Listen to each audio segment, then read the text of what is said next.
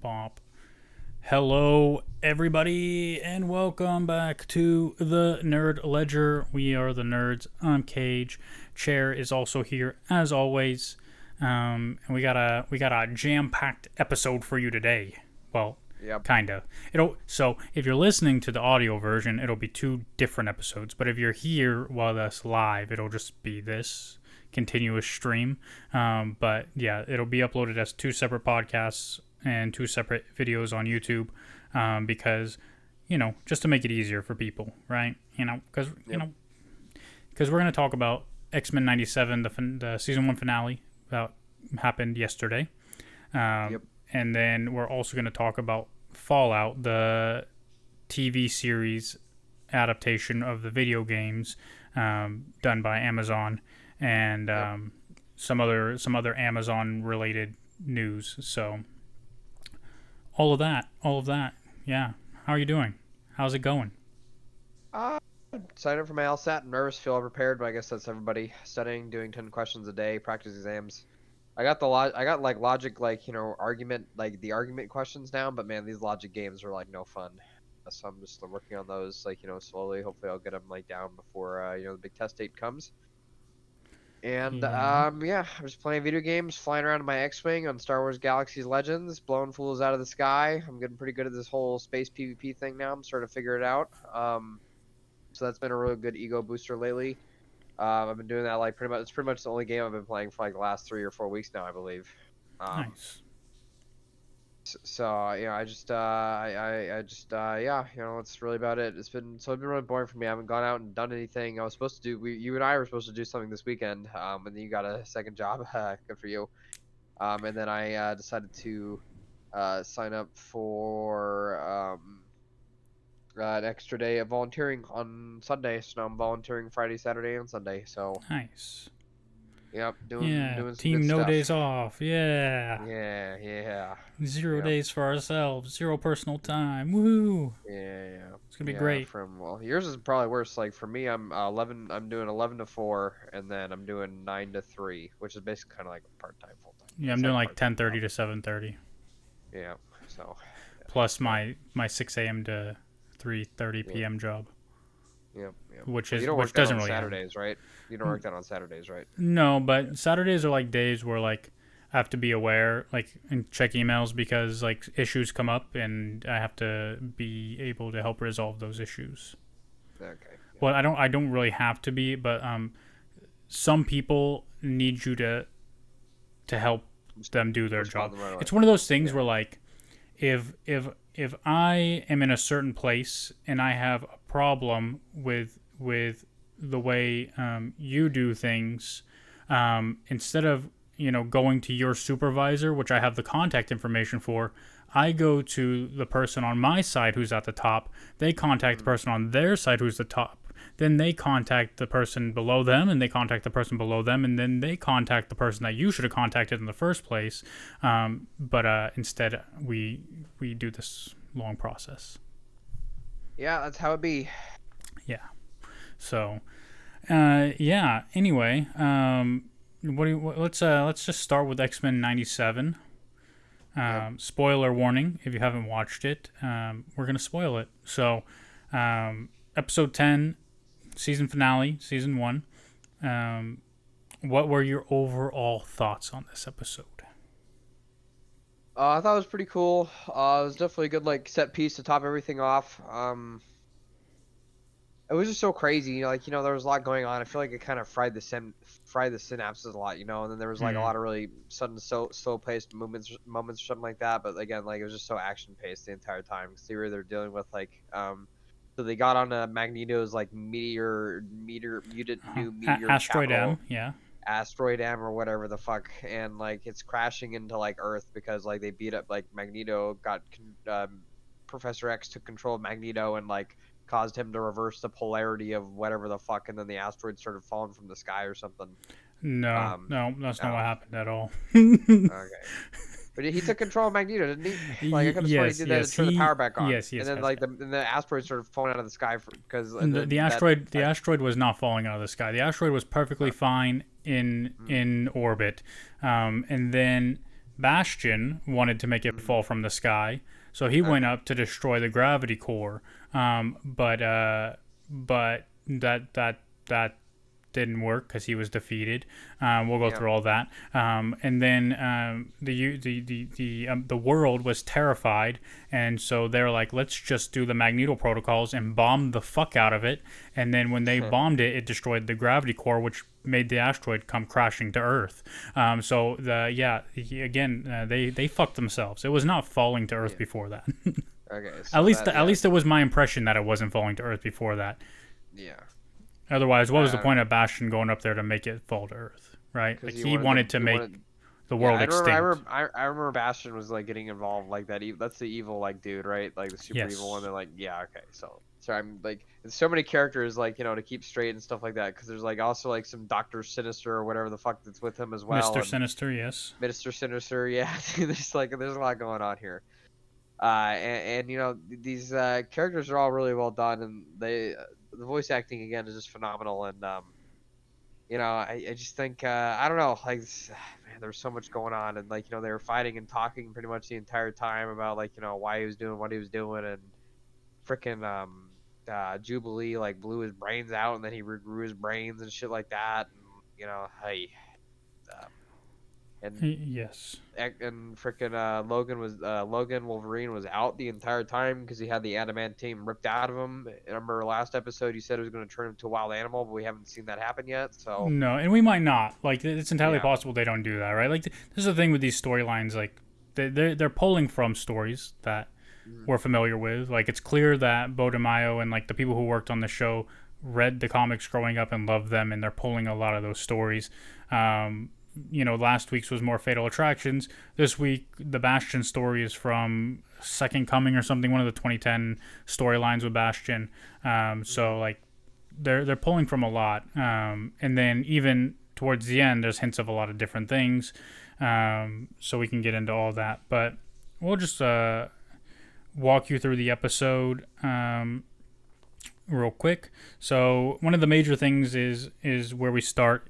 Obviously we're inside Magneto's mind, and it's kind of like a flashback to him. And well, I don't think we're in his mind yet, but at the beginning you see this flashback of Charles Xavier and Eric Lyncher, aka Magneto. They're meeting in a bar, and Xavier's kind of talking about his vision for the future, and like they don't know that each other are mutants yet, and like kind of reveal like it's like their first time meeting, right? Yeah. And so we walk through that, which is cool to see. But then we go to like this thing where like Charles is like, "Hey, I need to infiltrate your mind unless you fucking you reverse the Earth's polarity that you fucked." And we never see how he gets the helmet off. I don't know, but hey, he takes it off apparently between the end of last episode and this episode. And yeah, he sure does that thing where he goes into Magneto's mind, reverses the polarity on Earth, which then turns on all the Prime Sentinels again and Bastion and everything. But it's essentially the mind wipe, and Magneto, then he's lost inside the depths of his mind, and there's this big metaphor thing that's happening with the rising tides, and like the tides are really like his anger and his darkness and his frustration, and he lets those things overwhelm him. He's gonna drown Yeah. in his emotions. He's gonna be lost forever or something. Yeah. Oh, yeah. So then back on Earth, right? Like our heroes are being defeated, and Bastion's like, ha ha ha, you guys are pussy ass bitches. Like fuck y'all. I win. Hey, you're gonna do the thing. You're gonna make Mr. Sinister. You're gonna make Cable tell them how many times he's tried to stop me and failed. And it's like 200 times or some shit. And then Jean does the Phoenix thing. She just does the Phoenix thing and goes super powerful. And I don't know, like, it's comic books, right? Like, this is comic booky stuff, but like for the prose purists and the narrative purists, is this like cheap to you? Do you feel like it's cheap storytelling? Do you Yeah. feel like it's like a Deus Machina kind of thing? Like it's like, the will of the good people coming in, and you know how do you feel about that? Uh, I mean, kinda. I kind of think skipping ahead. The main thing that feels this like kind of cheesy to me is that the whole thing kind of ends on a cliffhanger. Like yeah, like the power of friendship or whatever. But it's also X-Men '97. It was based off of children's cartoons, so sometimes you gotta expect the more simple resolutions to complex plot points, and you just gotta get what you can get. But I feel like how this episode ended was very weak. And they're coming together and stuff like that. It was fine. I didn't really think about it that much. Like using the power of friendship. I wish the Avengers would have come out and did something cool or something like that, or helped them out. But when do we ever get what we really want? So Yeah, I mean, we get a lot of really cool things in this episode. We get a lot of cameos, which I'll go through yeah, them all. But we also get like, you know a lot of cool fight scenes. Rogue versus Bastion is really cool. Like she does the fucking thunderclap shit. Like Jubilee gets her moment. Sunspot gets his moment. Nightcrawler, like almost everyone gets their moments aside from like Storm, unfortunately. But yeah, I mean, you get really cool fight scenes in all of this, which is great. And you can tell, like, they're even not just did the people who make this show really love reading X-Men comics growing up, they probably also really enjoyed watching anime, mm, because they put the time and effort into making the fight scenes really cool. yeah, Um, but you get all that. You get Morph turning into Jean to tell Wolverine that she loves him for some reason, and it very makes him again. start breathing. Yeah, yeah. That was. I thought that honestly, I thought that was a little fucked up. Not gonna lie, but I don't know what else Yeah, I to. mean, like it's appealing to his subconscious. Yeah, Um, whatever you say, buddy. Scott Summers, Cyclops, has a really cool moments as well fighting Bastion. And then yes, they're winning, because yes, the power of friendship. And then they're like, guys, hold up, let's not kill this motherfucker who just killed a bunch of people on Earth, because we are better than that. Let's appeal to his humanity, and let's just try to recruit him to our team. Which is pretty funny, but also like, I feel like that's one moment that like it's either people are either gonna love it or they're gonna hate it. Like there's so many people that are gonna feel like, what the fuck, like, bro, come on. And there's other people that are gonna be like, yeah, I mean that's what the X-Men are all about, right? Is like, accepting people for their differences, and like, otherwise, which is, it's an important moment for Scott, because now he kind of maybe understands more why Professor X feels the way he feels about Magneto, right? It's Yeah. like, obviously there's that like that friendship there that's been there for years, and like, this brotherly thing and this love between them, but like they are opposites, and they're on opposite sides, and they have different beliefs, but that doesn't mean that like he shouldn't try to help Magneto or want to make him better or help him be better or whatever, right? Yeah. And so there's that part of it, which is, it is what it is. But yeah, ultimately at the end, Xavier is able to help Magneto remember who he is in the dream that they had, as the asteroid is falling to Earth, because again the world is just like, hey, we're gonna bomb the shit out of the asteroid, and instead of like destroying it, they just make it come crashing to Earth. And so Magneto goes all powerful again, and stops that from happening, uh, puts it back in orbit, saves the world, and then they all disappear. They all Yeah. disappear. They Um, all talk about Deus Ex Machina. well, someone who shall remain unnamed for now, pulled them through time, and they I they assume that means you know who it is if you're saying I, someone who I'm shall I'm remain unnamed. guessing I know who it is There based you go. on two things. So half the team goes to 3000 BC Egypt, where they encounter Ensabanur, aka Apocalypse. Uh huh. Um, huh? Hmm? Huh? No, I was like, that's like he's from the movie, right? Well, yeah, That yes, the you and I watched like so long ago. yes, yeah. Yep. That that happened. And then um, Gene and Scott go like 3,000 years to the future, where they encounter these future people, and and Assuming you know who all they are as well. well, yes, I do. Well, not all of them. I know who the important ones are, right? Oh, the important ones. Well, when they get there, right, like they're met by this tribe, the Ascani tribe, right, and this lady introduces herself, right, and then she calls for Nathan, who is either Nathan Summers, Cable, because we know Cable and Bishop were going to the future together, and they got separated, right? So it's possible this is where Cable ended up. It's possible it's also Nathan Gray. I don't think that's the case. I think this is Cable. The Ascani tribe lady is Rachel Summers, the daughter of Scott Summers. So,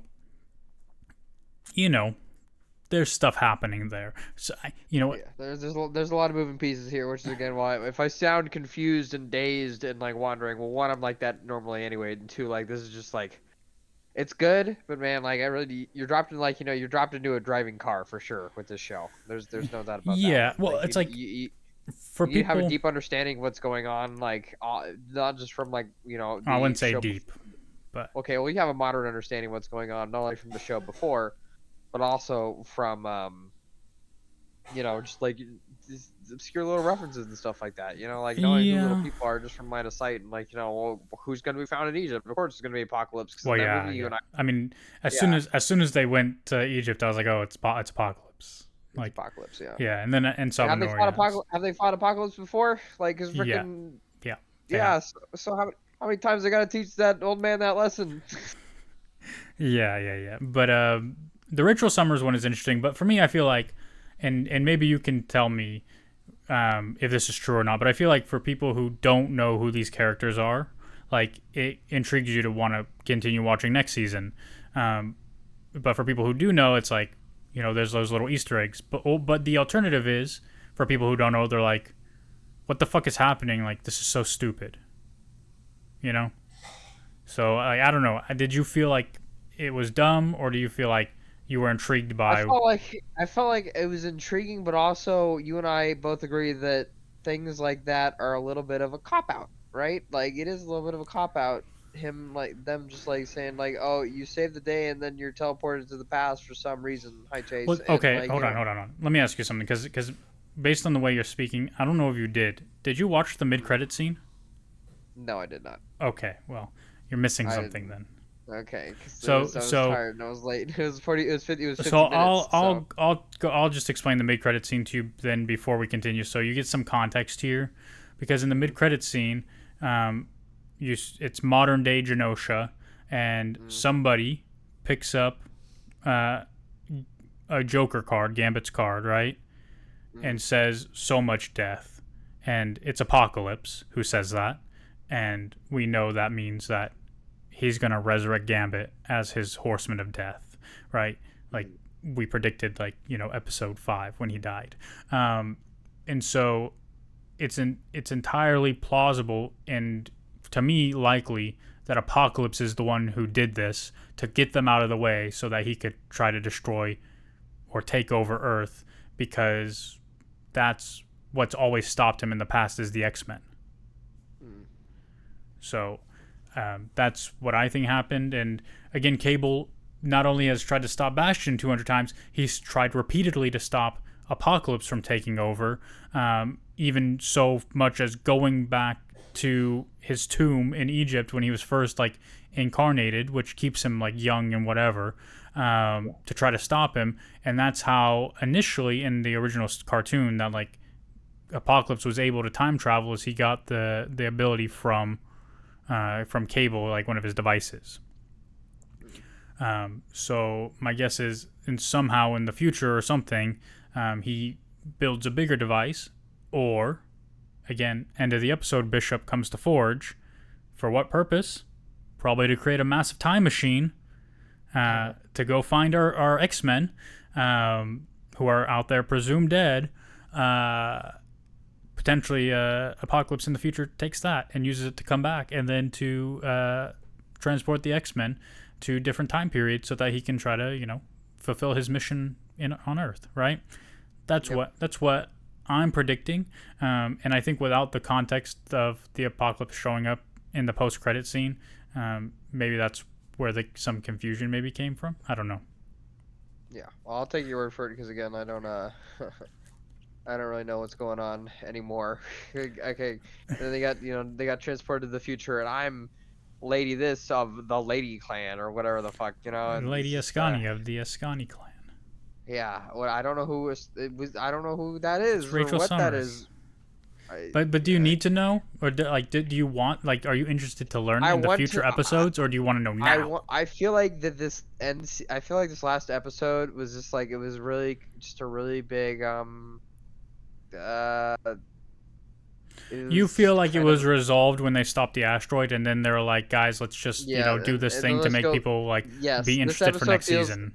This feels like the kind of thing that should have happened at the beginning of the next season, not at the end of the last season. That's what I think, right? Like they should have had something where they're picking up the pieces, and Logan's still in the hospital, and Magneto's flown off to his super secret Magneto fortress for the upteenth time or whatever the fuck, and they're all picking up the mansion or whatever the fuck, and then they could have alluded to something happening, but not straight up oh, they just all got freaking zoop dumped to some random times.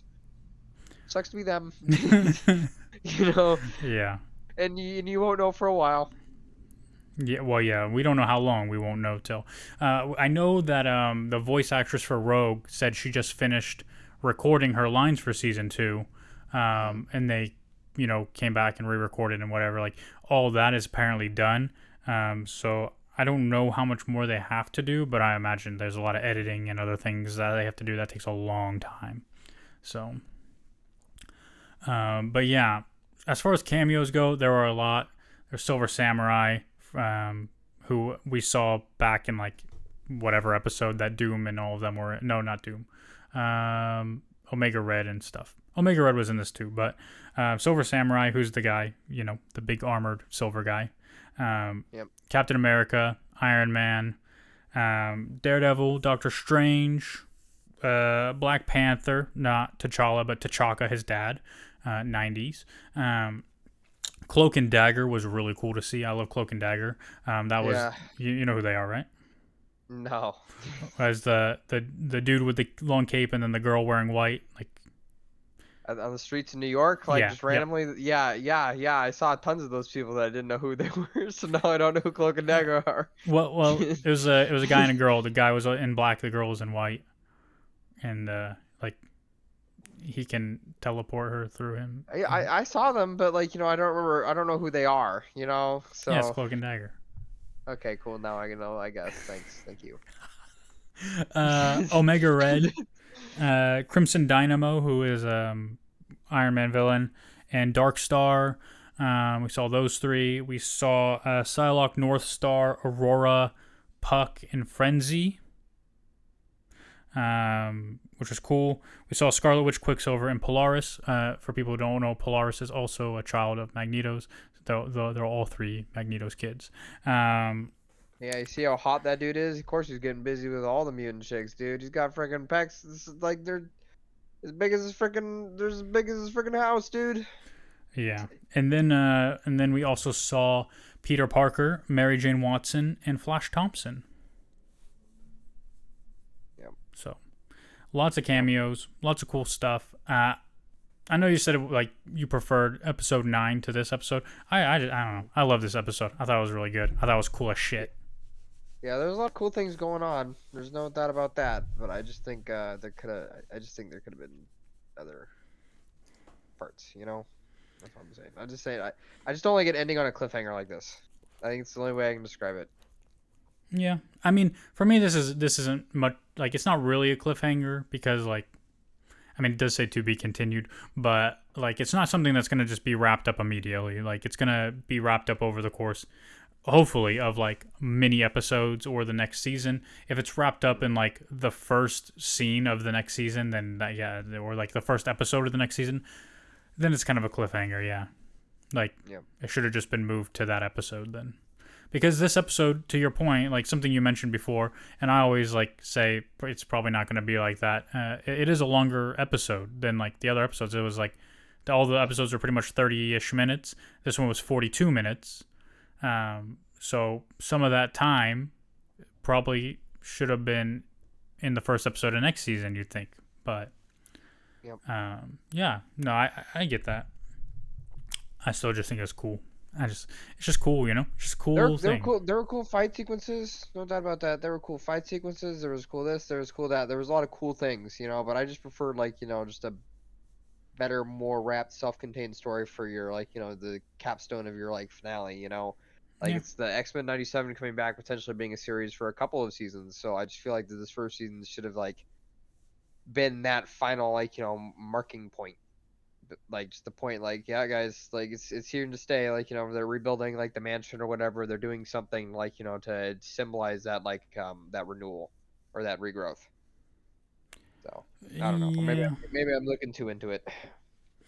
Well, I mean, and we don't know how long did Forge allude to how long they were missing for?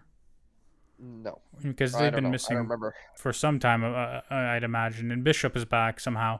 But yeah, also it was really a touching scene where Jean and Cyclops like showed up mentally to talk to Cable and whatever, because Yep, they're they got gonna. to, oh Yeah, that's right, they got to see Cyclops' eyes. That was pretty sweet. yeah. Do you think it's weird that like no matter how many times Cable's like you're not my mom, Jean is like son? I mean, Uh, maybe. I don't know. But yeah, I mean, I'm sure she feels like it's her son because like it came from her clone. I don't know. Clone or something, yeah. Weird. Um, but yeah, I don't know. Overall, what's your like grade of the season overall? I think for me it's like a 9 out of 10. Yeah, I would definitely was gonna say 9. Yeah. Definitely 9 out of 10 for sure. Cool. Yeah. Well, that'll wrap up our discussion about X-Men '97, the finale, the first season, all done. Glad we got it. Can't wait for season 2. And so, yeah, if you're listening to the podcast version of this, thank you for listening. You can like, comment, subscribe. Wait, no, I don't know. Yeah, do all those things. Press the buttons, rate, review, whatever. And we'll see you next time.